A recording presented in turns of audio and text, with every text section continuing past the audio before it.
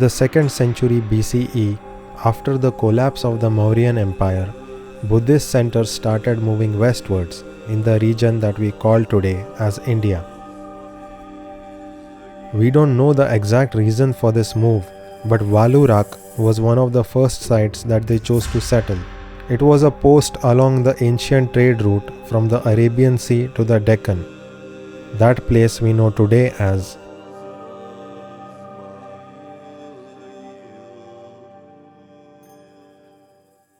The Karla Caves are one of the first Buddhist rock-cut temples in western India. Work started in the 2nd century BCE and lasted up to the 6th century. That's a span of almost 700 years. How many structures do you know that were built across 700 years? This place was a Buddhist temple and monastery. Actually, this kind of architecture was common for the era.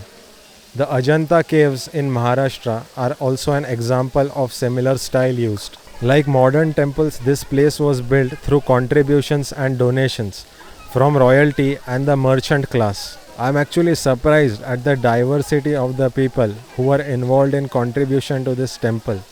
But I'll get to that in a moment.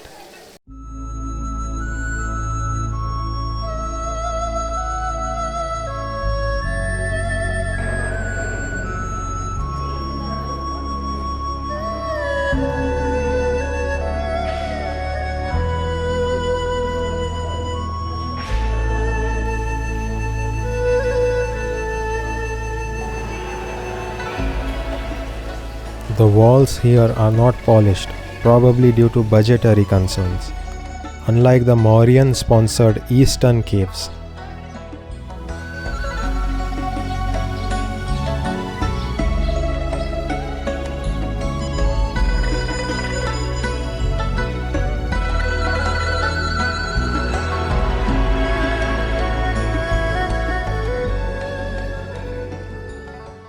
It's amazing to think that nearly 2000 years ago, monks and nuns used to live here.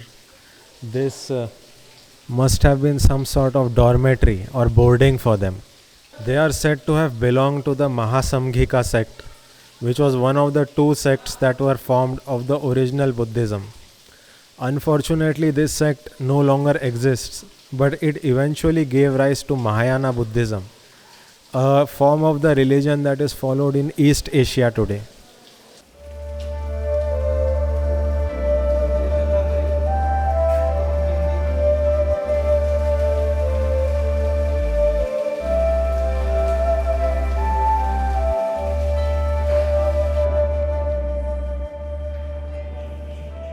This is the Chaitya, a prayer hall used for congregational worship and meditation.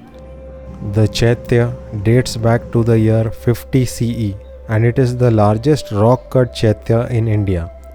The timber on the ceiling was used decoratively and survives till this day from its original construction period.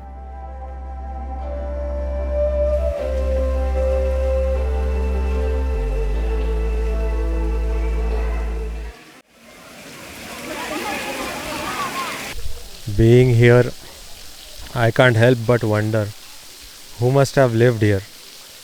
What did they look like? And what were their conversations about? I guess these ruins, they won't be able to tell us all that. But this temple does tell us of the many people who contributed to its construction. Like this pillar here tells us that it was donated by a Yavana.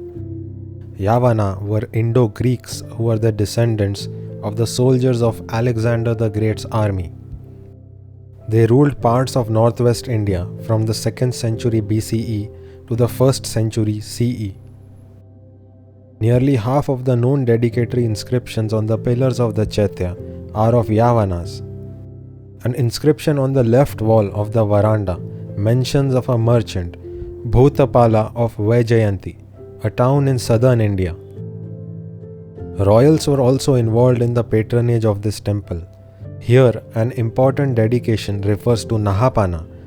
Nahapana was a king of the Indo-Scythians, a race that ruled parts of northwestern India.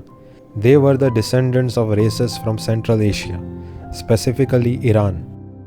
Also dedicated later by a generation is the name of Vaishishtiputra Poluvami, a Satvahana king who ruled these lands and much of South and West India.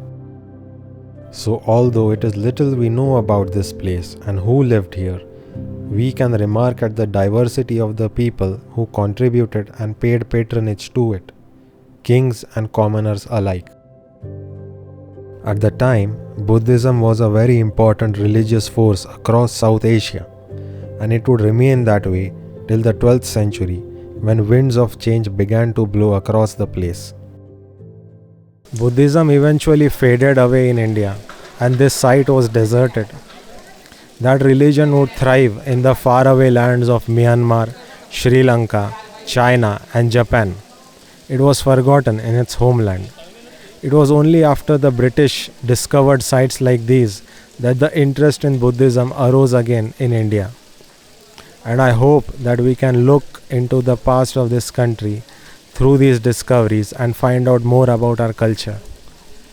I do hope you like this video, and I'll see you next time.